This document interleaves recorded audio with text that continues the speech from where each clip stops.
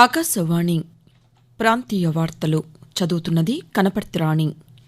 ముఖ్యాంశాలు: సార్వత్రిక ఎన్నికల్లో పోలింగ్ శాతం పెంచేలా ప్రణాళికలు సిద్దం చేయాలని కేంద్ర ఎన్నికల ప్రధాన కమిషనర్ రాజీవ్ కుమార్ జిల్లాల ఎన్నికల అధికారులను ఆదేశించారు. ఎన్నికలకు సంబంధించిన ఫిర్యాదులు, విజ్ఞప్తులను ఎన్నికల సంఘానికి నేరుగా అందించవచ్చని ఆంధ్రప్రదేశ్ ప్రధాన ఎన్నికల అధికారి ముఖేష్ కుమార్ మీనా వెల్లడించారు. ఆంధ్రప్రదేశ్లో సామాజిక భద్రతా పింఛన్ల పంపిణీ ప్రక్రియ 94% పూర్తయిందని రాష్ట్ర పంచాయతీరాజ్, గ్రామీణాభివృద్ది శాఖ ముఖ్య కార్యదర్శి శశిభూషణ్ కుమార్ తెలిపారు. వైఎస్సార్ కాంగ్రెస్ పార్టీ అధ్యక్షులు వైఎస్ జగన్మోహన్ రెడ్డి బస్సు యాత్ర ఈరోజు శ్రీ పొట్టి శ్రీరాములు నెల్లూరు జిల్లాలో కొనసాగుతుంది. తెలంగాణలో లోక్సభ ఎన్నికల ప్రచారంలో భాగంగా కాంగ్రెస్ పార్టీ ఈరోజు తుక్కుగూడలో జనజాతర బహిరంగ సభ నిర్వహించనుంది. వార్తల వివరాలు: 2024 లోక్సభ ఎన్నికల్లో ఓటర్ల సంఖ్య, పోలింగ్ శాతం పెంచేలా బూత్ స్థాయిలో ఓటింగ్పై అవగాహన కల్పించేందుకు కార్యాచరణ ప్రణాళికలు సిద్దం చేయాలని కేంద్ర ఎన్నికల ప్రధాన కమిషనర్ రాజీవ్ కుమార్ పలు జిల్లాల ఎన్నికల అధికారులను ఆదేశించారు. మున్సిపల్ కమిషనర్లు, జిల్లా ఎన్నికల అధికారులతో ఢిల్లీలో నిన్న లో ఓటర్ టర్నౌట్ అనే అంశంపై సమావేశం నిర్వహించారు.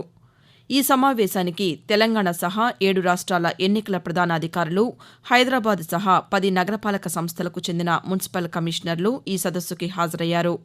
ఈ సందర్భంగా రాజీవ్ కుమార్ మాట్లాడుతూ 215 గ్రామీణ, 51 పట్టణ పార్లమెంటరీ నియోజకవర్గాల్లో ఓటింగ్ శాతం తక్కువ ఉన్నట్లు గుర్తించి అక్కడ ఓటింగ్ శాతం పెంచేలా చర్యలు తీసుకోవాలని అన్నారు.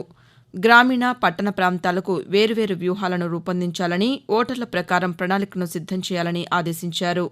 ఎన్నికల్లో పాల్గొనే ఓటర్లు తమ ఓటు హక్కు వినియోగించుకునే వాతావరణం సృష్టించాలని సూచించారు.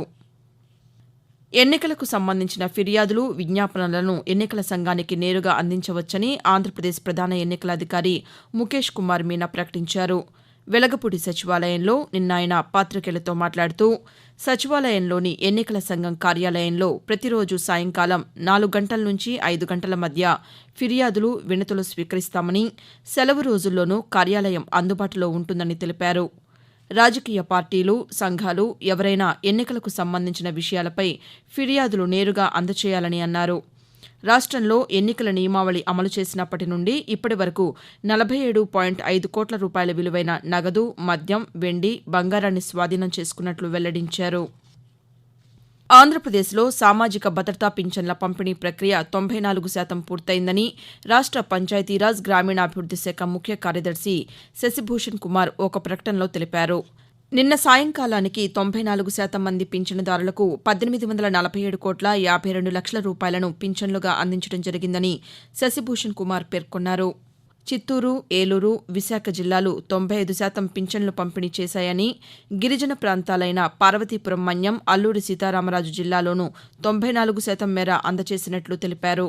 100% పింఛన్ల పంపిణీ ప్రక్రియను పూర్తి చేసేలా మిగతా పింఛనుదారులకు నగదు పంపిణీ చేయాలని జిల్లా కలెక్టర్లకు ఆదేశాలు జారీ చేశామని వెల్లడించారు.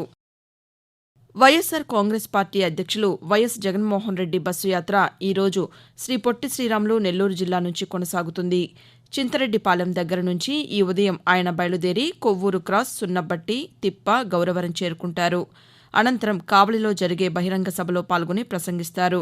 సభ అనంతరం ఏలూరుపాడు, ఉలవపాడు క్రాస్, సింగరాయకొండ క్రాస్, ఓగురు, కందుకూరు, పొన్నలూరు, వెంకుపాలెం మీదుగా జువ్విగుంట వద్ద రాత్రి బస చేస్తారని వైఎస్సార్సీపీ రాష్ట్ర ప్రధాన కార్యదర్శి తలశిల రఘురాం వెల్లడించారు.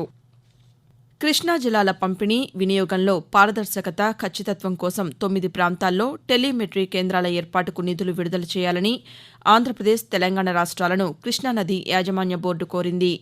ఈ మేరకు బోర్డు సభ్యుడు ఆర్ఎన్ శంఖ్వా ఆంధ్రప్రదేశ్ జలవనరుల శాఖ ప్రత్యేక ప్రధాన కార్యదర్శి, తెలంగాణ నీటిపారుదల శాఖ ముఖ్య కార్యదర్శులకు లేఖలు రాశారు.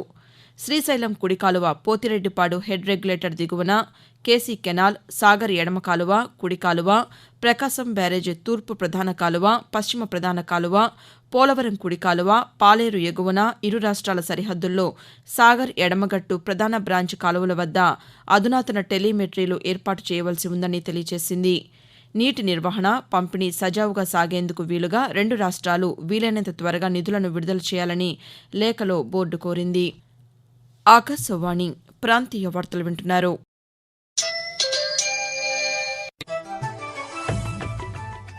ఖచ్చితమైన సమాచారం, నిష్పాక్షికమైన విశ్లేషణలు, విశ్వసనీయ వార్తా ప్రసారాలకు వేదిక ఆకాశవాణి.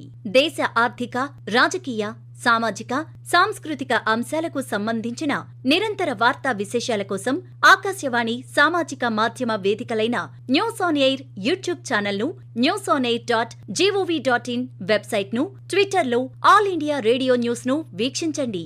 తెలుగు ప్రాంతీయ వార్తా విశేషాల కోసం ఆకాశవాణి న్యూస్ విజయవాడ మరియు ఆకాశవాణి న్యూస్ విశాఖపట్నం యూట్యూబ్ ఛానల్స్ను వీక్షించండి.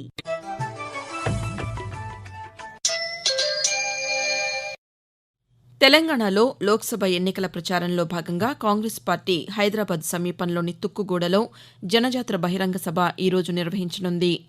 అఖిల భారత కాంగ్రెస్ కమిటీ అధ్యక్షులు మల్లికార్జున్ ఖర్గే, పార్టీ సీనియర్ నాయకులు రాహుల్ గాంధీ తదితరులు ఈ సభలో పాల్గొంటారని ఆ పార్టీ వర్గాలు వెల్లడించాయి. మరోవైపు తుక్కుగూడ బహిరంగ సభ నేపథ్యంలో సభకు హాజరయ్యే వాహనదారులకు, సాధారణ వాహనదారులకు రాచకొండ సిపి తరుణ్ జోషి పలు సూచనలు చేశారు. సాయంకాలం 4 గంటల నుంచి రాత్రి 9 గంటల వరకు వాహనదారులు నిబంధనలు పాటించాలని అన్నారు. తుక్కుగూడ ఔటర్ రింగ్ రోడ్డు వద్ద సాధారణ వాహనాలకు కిందకు దిగడానికి అనుమతించరని తెలిపారు. పెద్ద అంబర్పేట నుంచి పెద్ద గోల్కొండ దారిలో సాయంకాలం 4 గంటల నుంచి రాత్రి 9 గంటల వరకు సాధారణ వాహనాలకు అనుమతి లేదని ఆయన తెలిపారు. తెలంగాణలో పంట నష్టపోయిన రైతులను ప్రభుత్వం తక్షణమే ఆదుకోవాలని భారత రాష్ట్ర సమితి అధినేత కె చంద్రశేఖరరావు కోరారు. కరీంనగర్ పర్యటనలో భాగంగా సిరిసిల్ల పార్టీ కార్యాలయంలో ఆయన నిన్న పాతికేయులతో మాట్లాడుతూ రాష్ట్రంలో 15 నుంచి 20 లక్షల ఎకరాల్లో ఎండల తీవ్రత కారణంగా పంటలు ఎండిపోయాయని అన్నారు. చనిపోయిన రైతు కుటుంబాలకు ప్రభుత్వం 25 లక్షల రూపాయల పరిహారం ఇవ్వాలని, ఎకరానికి 25,000 రూపాయల చొప్పున పరిహారం చెల్లించాలని కోరారు. ఆంధ్రప్రదేశ్ ప్రయోజనాల కోసమే టీడీపీ, భారతీయ జనతా పార్టీ, జనసేన పార్టీలు కూటమిగా పోటీ చేస్తున్నాయని తెలుగుదేశం పార్టీ అధినేత నారా చంద్రబాబు నాయుడు అన్నారు.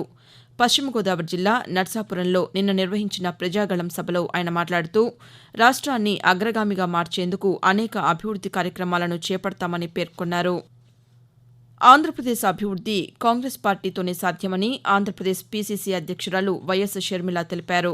ఎన్నికల ప్రచారంలో భాగంగా వైఎస్సార్ జిల్లా కాశీనాయన మండలం అమగంపల్లిలో బస్సు యాత్రను ఆమె నిన్న ప్రారంభించారు. ఈ సందర్భంగా షర్మిల మాట్లాడుతూ రుణమాఫీ, ఫీజు రీయింబర్స్మెంట్, జలయజ్ఞం, ఆరోగ్యశ్రీ వంటి కార్యక్రమాలను కాంగ్రెస్ ప్రభుత్వ హయాంలో అమలు చేశారని చెప్పారు. వారాహి విజయభేరి సభలకు విరామం ప్రకటించిన జనసేన పార్టీ అధినేత కె పవన్ కళ్యాణ్ రేపటి నుంచి ఎన్నికల ప్రచార యాత్రను కొనసాగిస్తారని ఆ పార్టీ కార్యదర్శి ఓ ప్రకటనలో వెల్లడించారు. వారాహి యాత్రలో భాగంగా రేపు అనకాపల్లిలో 8వ తేదీన యలమంచిలి నియోజకవర్గంలో నిర్వహించే సభలో పాల్గొంటారని పేర్కొన్నారు.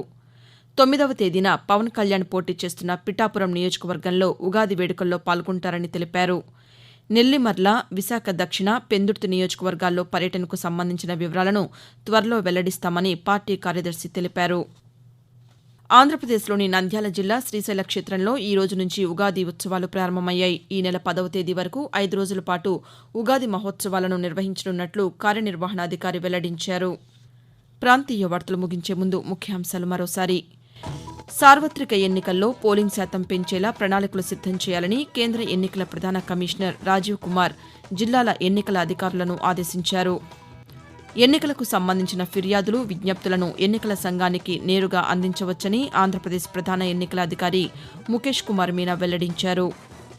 ఆంధ్రప్రదేశ్లో సామాజిక భద్రతా పింఛన్ల పంపిణీ ప్రక్రియ 94% పూర్తయిందని రాష్ట్ర పంచాయతీరాజ్, గ్రామీణాభివృద్ది శాఖ ముఖ్య కార్యదర్శి శశిభూషణ్ కుమార్ తెలిపారు. వైఎస్సార్ కాంగ్రెస్ పార్టీ అధ్యక్షులు వైఎస్ జగన్మోహన్ రెడ్డి బస్సు యాత్ర ఈరోజు శ్రీ పొట్టి శ్రీరాములు, నెల్లూరు జిల్లాలో కొనసాగుతుంది. ఆకాశవాణి ప్రాంతీయ వార్తలు ఇంతటితో సమాప్తం.